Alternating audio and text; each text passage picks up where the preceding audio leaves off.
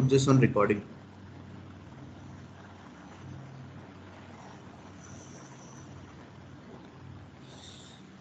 So the session is up on recording. So good morning, students. We'll start off with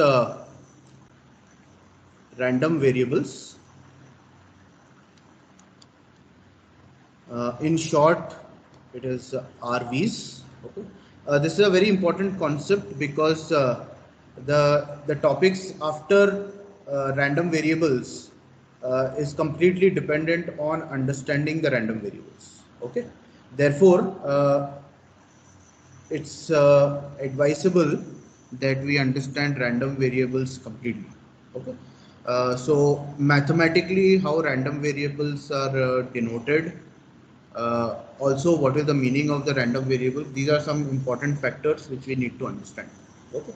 So I will go to the random variables definition a little later, but let's try to understand what is this variable and then what is random about it. Okay. Because everything that we deal with in this course and in communication engineering is going to be random in nature, and that we will pick as it goes ahead. Just hold on.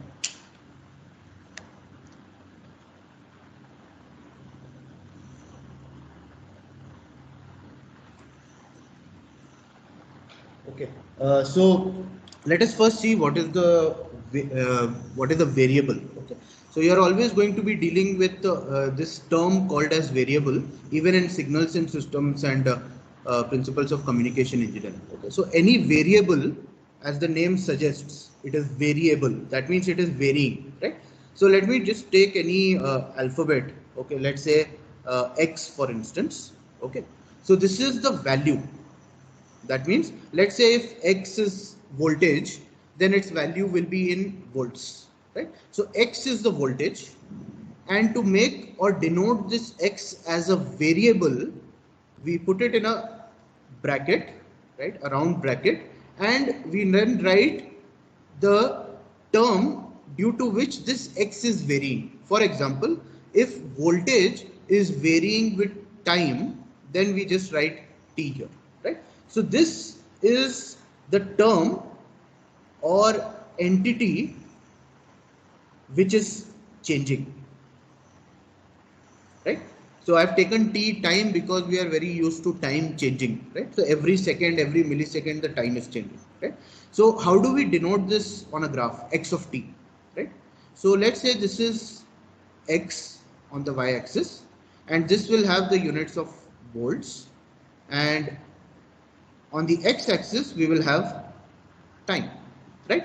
So let's say if the x-axis is split as different parts of time, that means let's say t1, t2 till some t, let's say 20, right? Now at each instant of time, that means at t1, at t2, at t3, so on till t20, we want to see what is the value of x, right? Now the next thing which I'm going to draw, you will be very used to it. If at all instants of time value of x is same, right? If that means if value of x is a constant, if the graph looks like this, we call this as a DC signal, right? Direct current, it's just constant, right? And this is the kind of signal which we prefer in our applications like charging of mobile or charging of the laptop, because if the voltage level keeps changing, then it is going to harm the battery, right? So what is happening here, if you look at this graph, at T1 the value of x, that is the voltage value, is some value, right? For better understanding, let's take this value as some 5, that means 5 volts. So at T1 the value of voltage x is 5. At T2 also the value of voltage x is 5. At T20 also the value of voltage x is 5. That means at different parts or different instances of time, the signal or the voltage remains constant, right? Now let's take another example, a similar example but a different. So let's say this is time, and let's say this is x, which is the voltage. The time is split as t1, T2, so on till T20. Right? Now, let's say that at time T1, the value of this voltage, the value of the voltage is some, let's say value of 4, for example. Okay. So let's say the value at T1 is this value. Okay, and let's say this X here is having a value of 4. At time T2, let's say the value of this X voltage is some 10. At T20, let's say the value is some 6. Right? Now, if I join these points, so if I join these points, these points look like this. Right? So what is happening at different time instants, T1, T2 till T20, the value of this voltage or the value of this signal is not a constant, right? And this kind of a signal is an AC signal, alternating current, right? This is an alternating current. Are you able to see the page? Anybody? No, sir. Okay, hold on. I think it disappeared. One second. I'll share again. I think it is back now, right? Yes, sir. Okay, fine. Okay. So this kind of a signal which you see here is an AC signal, right? Alternating current signal. Why? Because it is alternating or changing at every instant of time. All signals which we get from the switchboard, right? They are all AC signals, right? What is the, hold on one second. I think the page has disappeared again. One second.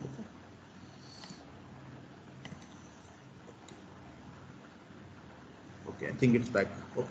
So all the signals which we get from the switchboard, they are AC signal, right? And what is the value of the signal that you get? You would have done this in one of the subjects in 3rd semester. How much voltage do we get from the switchboard? Anybody? Anyone? The first experiment which you have done in your AC lab, filter, for that you would have used a step down transformer, right? So how much voltage do you get from the switchboard? Anyone?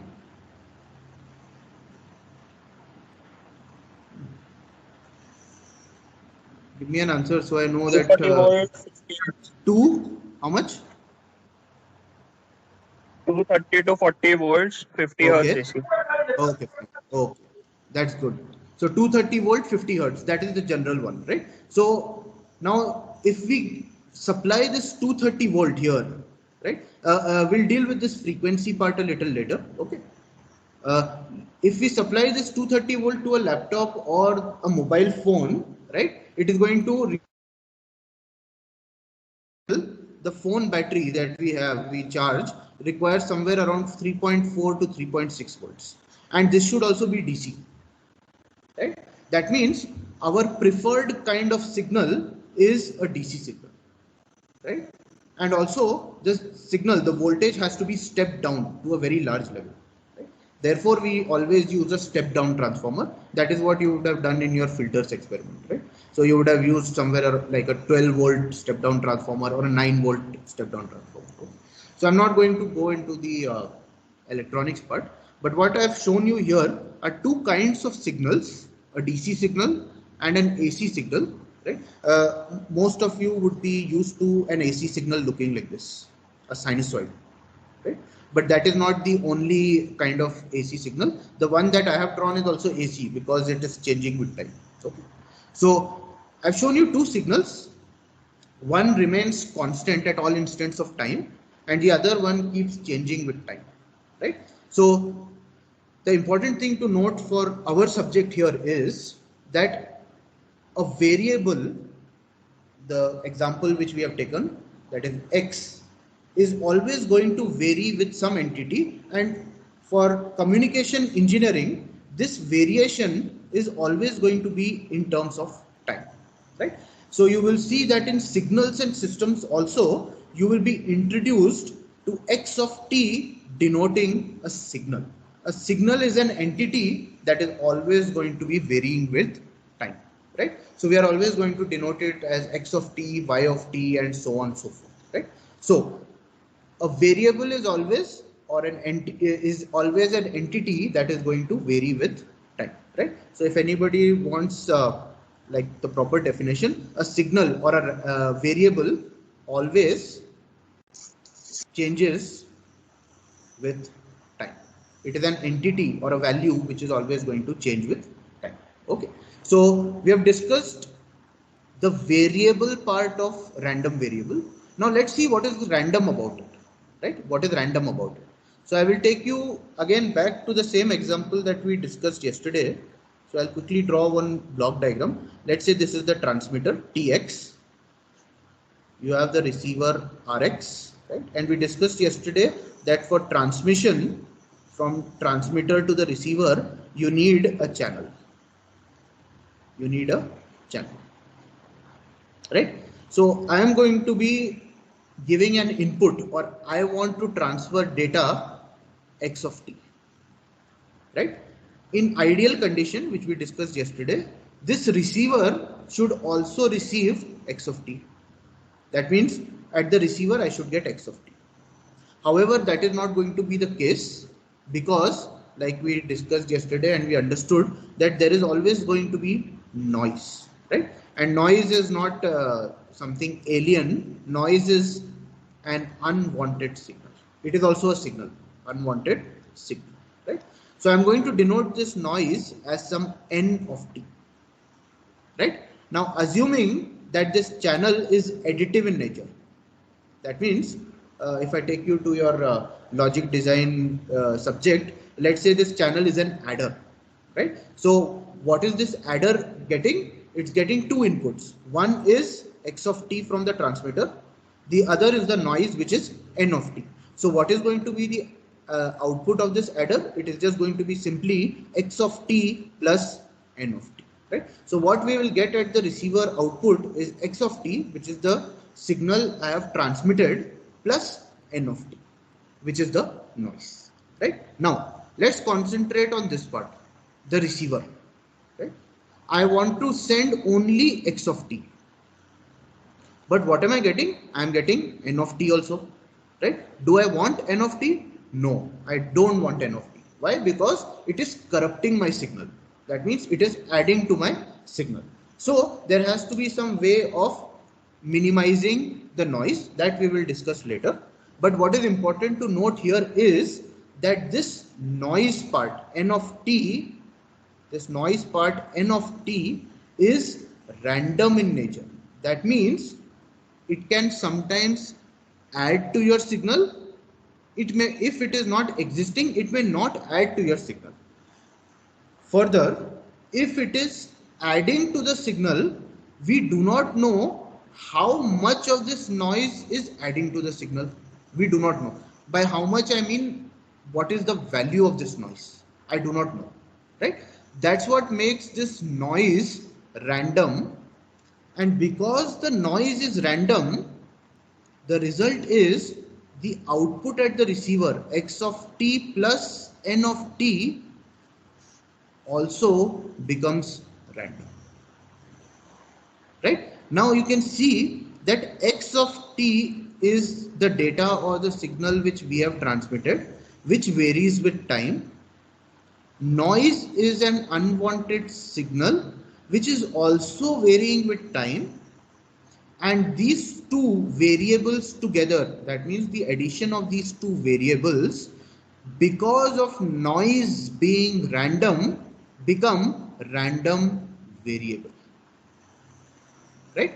So we have two entities which are variable or varying with time, and because noise is random, it makes x of t plus n of t a random variable, right? So this is the idea of random variable. This is the explanation of what exactly is a random variable, what we are going to view in this particular subject. Okay, now we'll take another example and move towards understanding what is the definition of the random variable. So now let me take this example. This is an important example to understand the random variables. Okay. So let me take the example of coin tossing. Okay. So everybody would have tossed a coin sometime. Okay. So the two sets which you have in the coin, okay, which we call as tails, and the other is heads. Okay. Now the question I'm asking is, what is the probability of occurrence of tail? What will be the probability of occurrence of the tail? Anybody? 1 by 2. Okay, I'm sure everybody knows. So 0.5 will be the answer. For head also it is 0.5. Why is that? Because there are only two options, and we know that the total probability cannot exceed 1 or 100%. Therefore, occurrence of tails and heads is only going to be 50% or 0.5. Okay, now, so that is not important. That everybody knows. What is important is, okay, please visualize. When you toss the coin and the coin falls on the floor, and then you go and see whether it is heads or tails, what do you see? Do you see a head or tail, or do you see 0.5?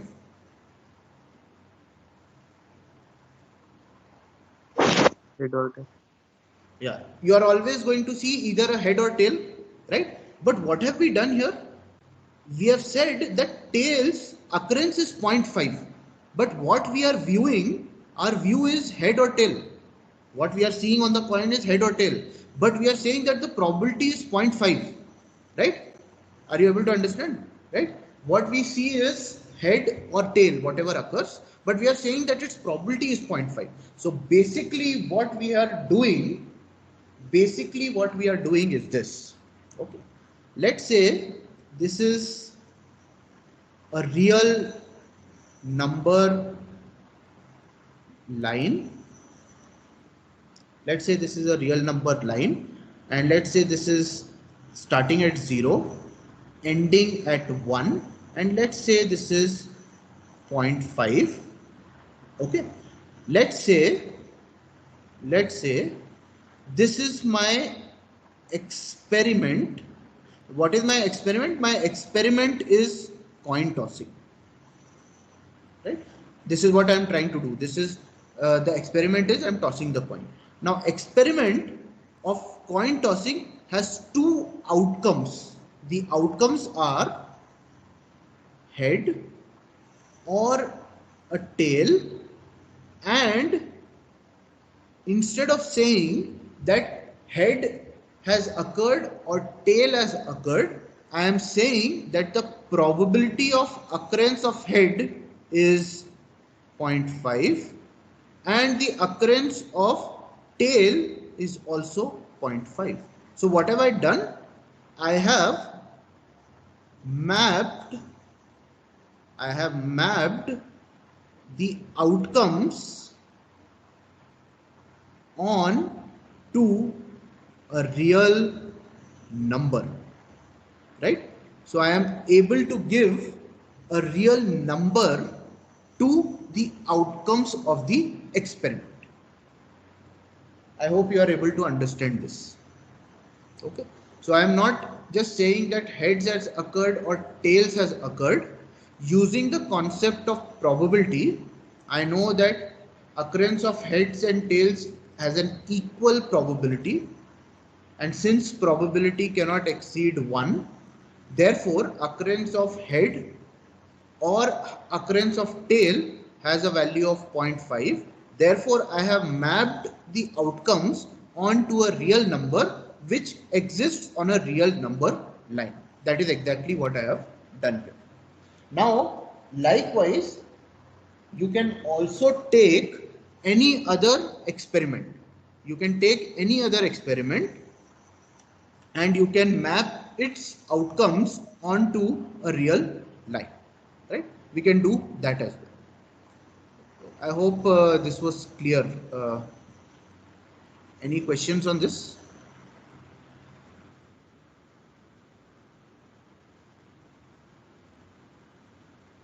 Anybody? This is a very important concept because what is mentioned in the book will be the definition. It will be a little difficult to understand the definition. I'll give you the definition also, but this is the most easiest way of understanding using the point tossing. Okay, we can draw a similar diagram. We can draw a similar diagram for any other experiment also. Right? So let's take any other experiment. So let's say this is the real number line.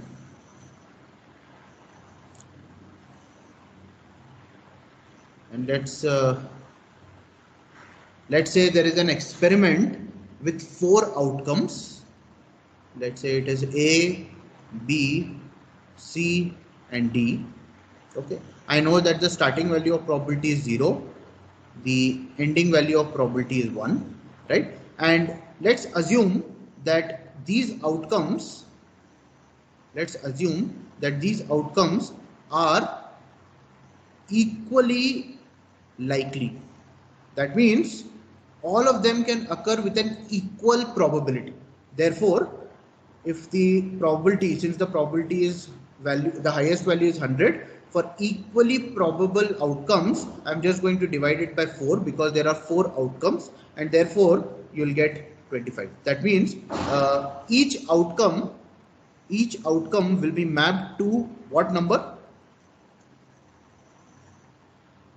Each outcome will be mapped to what number?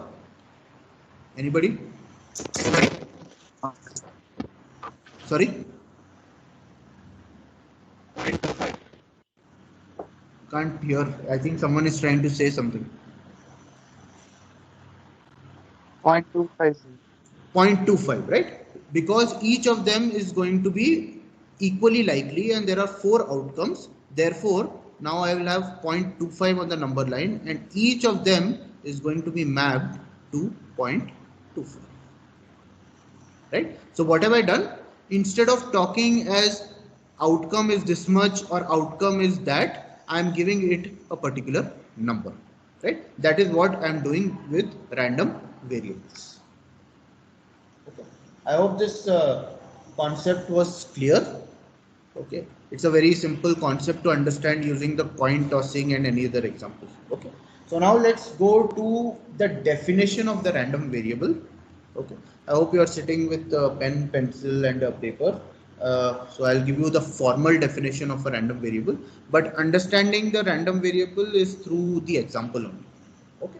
So basically, what is a random variable?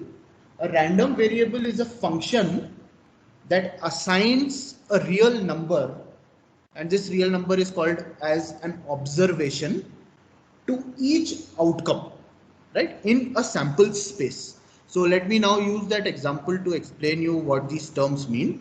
So a random variable is a function, right? So this entire thing which you are seeing here, right? This is a function that assigns a real number. So here we are assigning a real number. 0.5 will be the real number.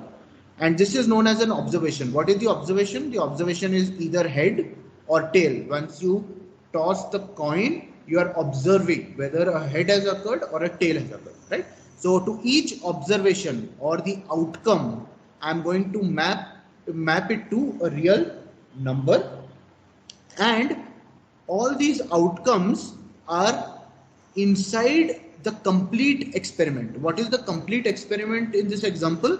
The complete experiment is tossing the coin, right? This complete experiment, which I have named here, can also be known as sample space. Sample space, right? You would have come across this word in set theory, sample space, right? So sample space is the total space under which you are conducting an experiment. So in this example, the total space is I'm taking a coin and tossing it, right? And what are the outcomes? The outcomes could be head or tail.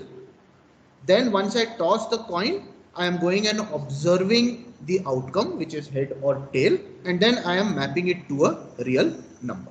So that is exactly what a random variable is, right? So we can denote a random variable as some capital X of, let's say, sum A which is some small x of a. That means this capital X is your sample space, that is the total experiment, right? A is your real line or real number line, and X of A is the value on the real number line, right? So if I have to take this example, take this definition into our example, our capital X sample space is coin tossing on a real line, right? So on the real line is between 0 to 1 and the value is 0.5, right? So that is the meaning of this real, the random variable, right? So formally, if we have to denote this random variable, it is done like this. I have already done this, but I will give it as a general definition to you. So let this be real number axis. Let this be the starting point here. Okay, and let's say this here is your sample space. This here is your sample space. So this sample space is nothing but collection of the outcomes, and let's say the outcomes are some A, some B, some C, and some D, right? And what I'm doing here is mapping these on the real line, and here I will have the values as X of A, X of B, X of C, X of D. Therefore, I am going to denote the sample space S as A, B, C, D. So sample space has 4 outcomes, A, B, C, or D, and each of those outcomes are mapped to the real numbers XA, XB, XC, and XD, and the maximum value of the on the real number which I am looking at is 1 because I am dealing with problem, right? So from this particular diagram, if I have to write let's say X of A, that means on the sample space X, value of the outcome A, that is nothing but XA, value of outcome B is nothing but XB, value of outcome C is XC, and value of outcome D is X, right? So this is what is given in your book probably, but after doing that it doesn't explain it to you in a easier way. But what I have done here is I have first explained you the easier way. The easier way is using this coin tossing, and through that we are able to understand what we are doing, because it's very easy to understand after tossing the coin what is happening, right? So if you see this coin tossing with the formal definition of random variable, you will see that they are one and the same. This definition which we have done just now is a general definition. It is applicable to any kind of experiment, but the one we have done with coin tossing is a specific definition. Okay, and I should tell you here that most likely you will never get a question what is a random variable. If you do get a question what is a random variable, mostly it will be followed up with a numerical. Okay, so we will be doing the numericals also. Okay, so you have different definitions within this general definition. So one is known as the domain. So domain of a random variable is entire sample space.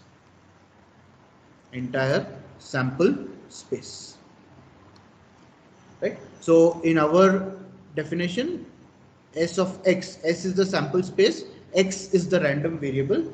that domain is nothing but having 4 outcomes. So these values are XA, XB, XC and X, right? Also here we are only dealing with one random variable. That means if you understand, we are taking only the coin tossing example. That means we are only dealing with a single random variable. Okay, you could take 2 coins and flip them. In that case, it will be 2 random variables. You can take 3 coins and flip them, you will get 3 random variables. Likewise, you can do thousands or millions of coin tossings. That will give rise to multiple random variables. Okay. Multiple random variables we will be doing in module 2. Single random variable we will be dealing with in module 1, right? So if you understand module 1 properly, module 2 is just an extension of module 1. Okay. Now, so I've already given you the application of where this random variables could be used. So noise is the best example. Noise is the best example of any random variable because it is absolutely random in nature, right? However, there are different other examples as well. As we move on, I'll give you more examples and more applications. Right? Now, within this random variables, we can also have types. The first type is known as a continuous random variable. The second type is known as a discrete random variable. And the third type is known as a mixed random variable, which will be nothing but the combination of 1 and 2. Right? Now, how they look like, these random variables, what are their properties, all that we will see once we deal with different models of the random variable. Okay. So you have a topic in the module 1 where we deal with specific random variables, and in that we will see which random variable is continuous and which random variable is discrete. Okay, this term continuous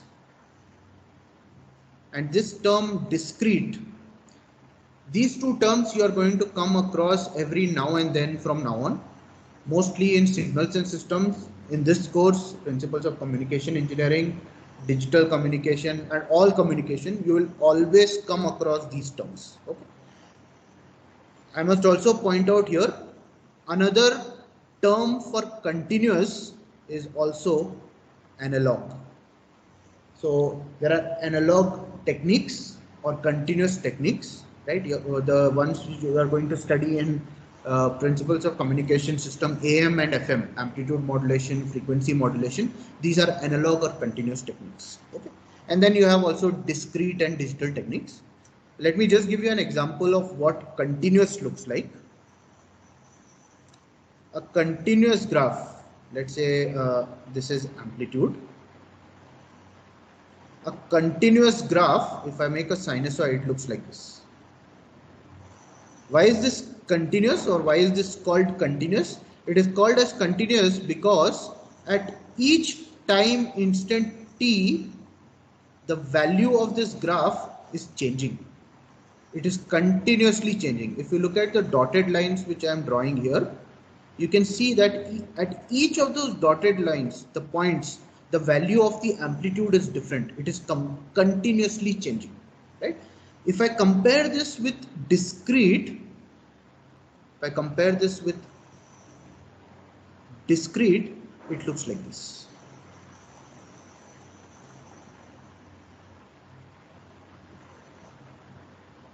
And you can see the difference here.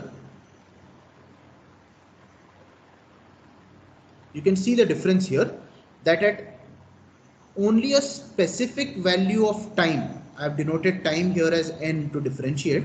At only a specific value of time n, the value exists. At all other times, the value does not exist. That means at this time there is no value. At this time there is no value.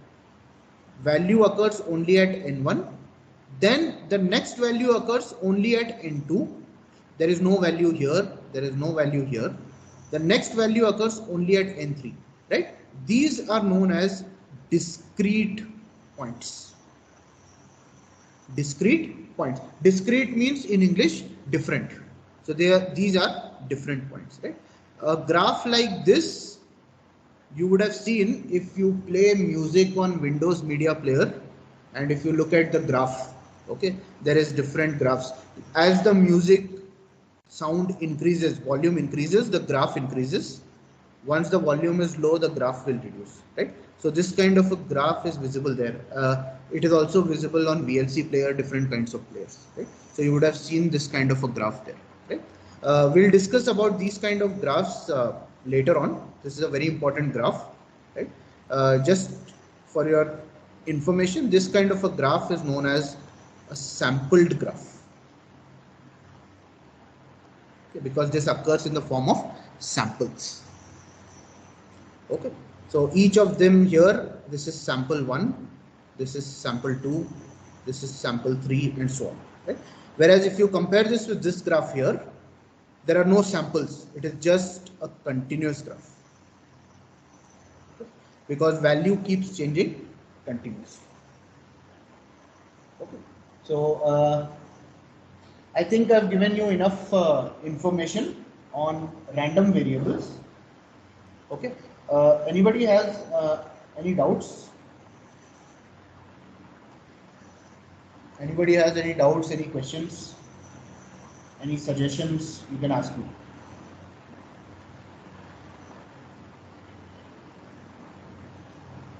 Anybody?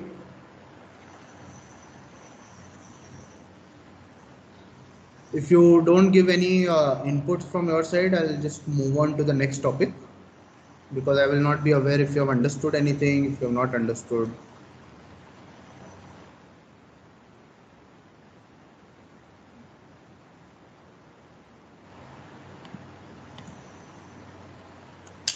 Anyone? Any questions? Any suggestions?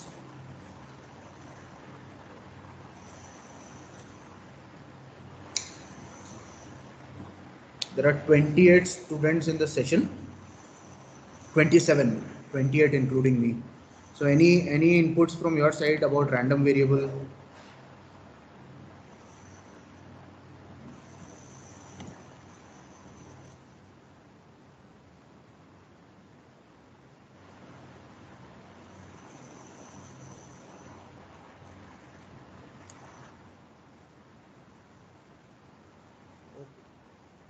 So since there are no inputs from your side,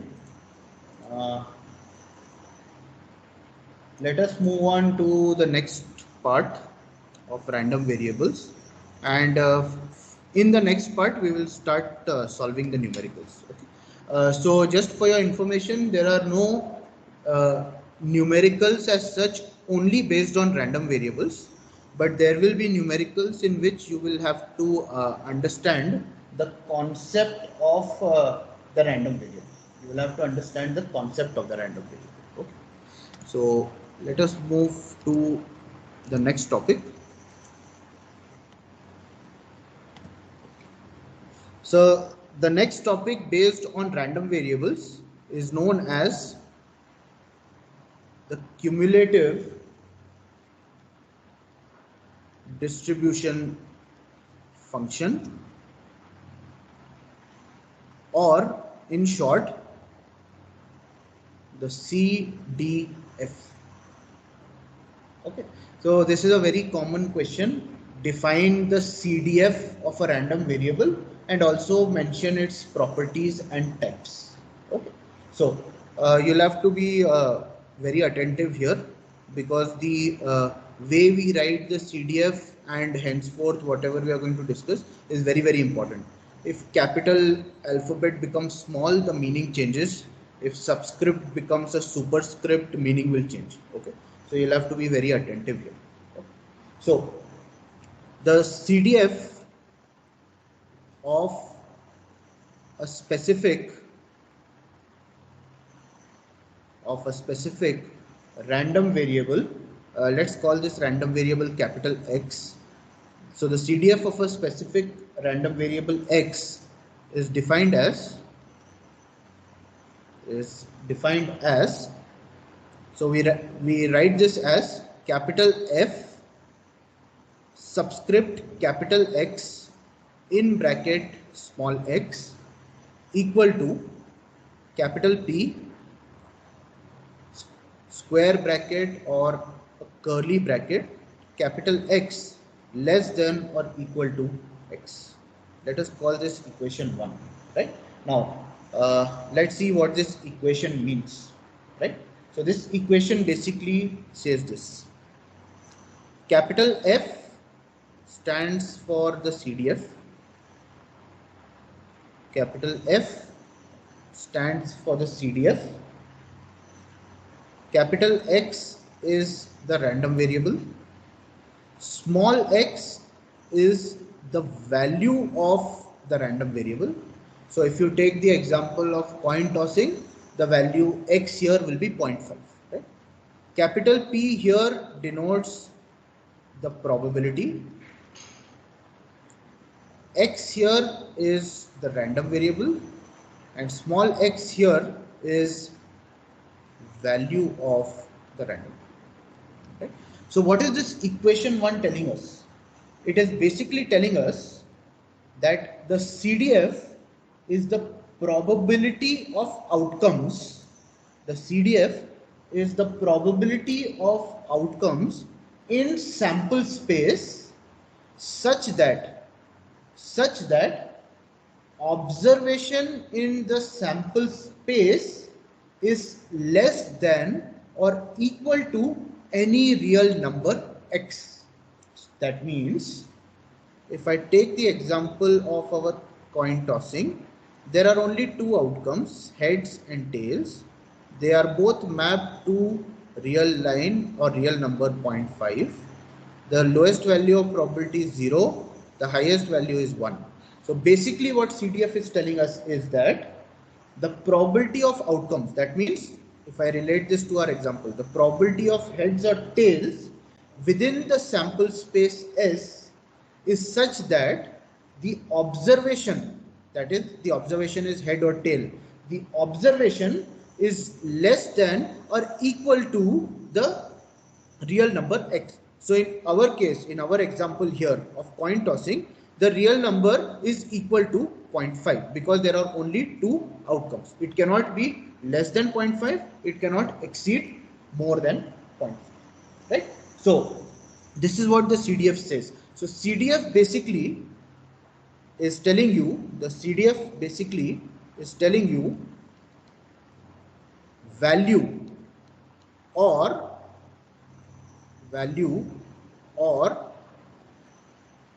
probability of occurrence of every outcome of an experiment, right? And what should be the total probability of occurrence in an experiment? The total probability, how much should be the total probability? Anybody?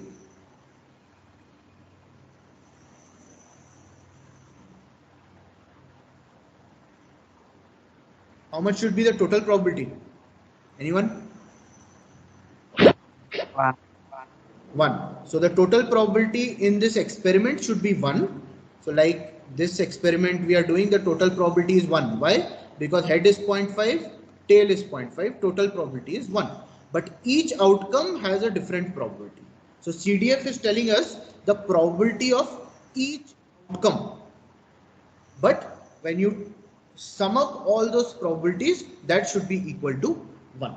That is what CDF tells us. Hence the name cumulative. Cumulative means it is doing a total of all the probabilities of all the occurrences or outcome.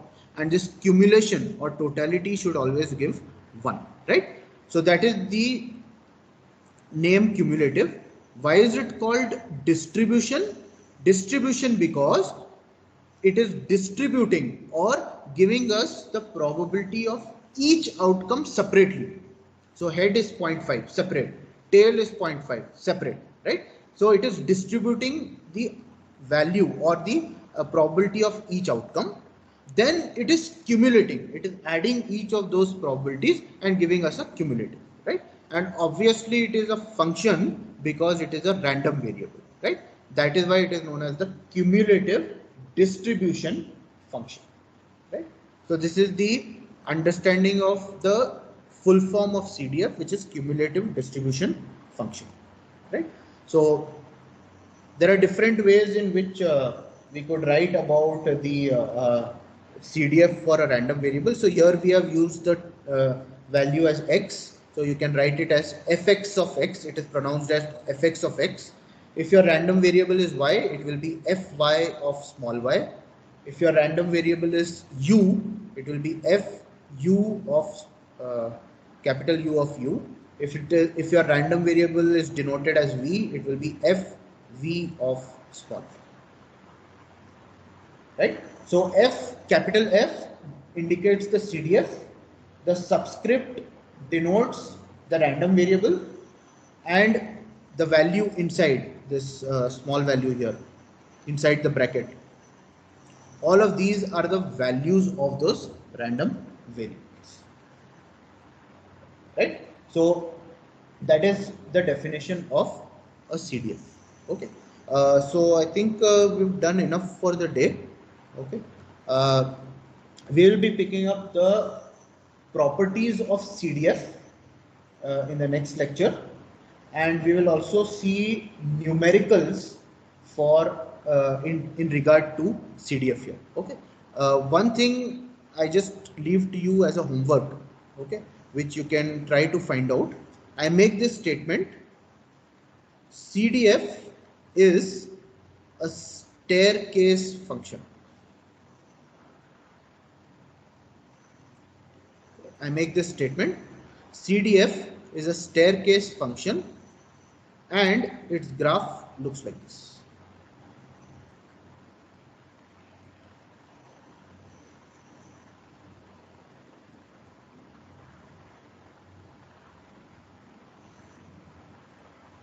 Okay, so as a homework, try to see and find out why it should be a staircase function. I want you to find out why is it called a staircase function, and on this graph here, try to find the value. Which value? The lowest value and the highest value. That means I want to see what should be the value here, and I want to see what should be the value here. Okay. So this, if you are able to find that, then next things become much easier for you. Okay. So this I will leave as a homework or an assignment, whatever you want to call it. Okay. If you do this, then the next lecture becomes very, very simple for you. Okay. So just to revise very quickly, what we have done is we have understood the random variables today. What random variable is, what is a variable, we understood that. Why is it called a random variable? What is random about this variable? We have understood that using the AC and DC signal. We have taken the example of coin tossing to understand the definition of the random variable. Then we went to the general definition of a random variable. So random variable is nothing but taking the outcomes of an experiment and just plotting them on a real line and giving them real numbers. And then we moved on to what is known as the CDF, the cumulative distribution function, which is nothing but giving the probability or the value to occurrence of each outcome within an experiment, right? So it distributes all the outcomes within an experiment and then cumulates them. Therefore, its final value is always going to be 1, right? And lastly, I've just made a statement that CDF is a staircase function, and I've shown the graph as well. And I will leave it to you to find out why is it called a staircase function and what are the lowest and highest values of those graphs. Okay. So in the next lecture, we'll look at the properties of CDF and we'll solve numericals based on it so that you will get more idea and clarity about the numericals. Okay. So again, I state, please sit with a pen, pencil and paper so that you are able to solve the numericals with me. Okay. So these recordings will be there on the Teams group. You can always go through that. Once I start solving the numericals, mostly from the next lecture, I will be cutting the those into 3 to 4 minutes numericals and posting them in the WhatsApp group also, right? So you will be able to see those numericals only for 2 to 3 minutes, the entire numerical, and you will be able to resolve them, before the exam or before the assignment and so on. Okay. Okay, so I hope you have understood everything that was done today and with clarity. Okay, we need to write everything since it is mathematics. Okay, I hope this digital pen and tab works for you.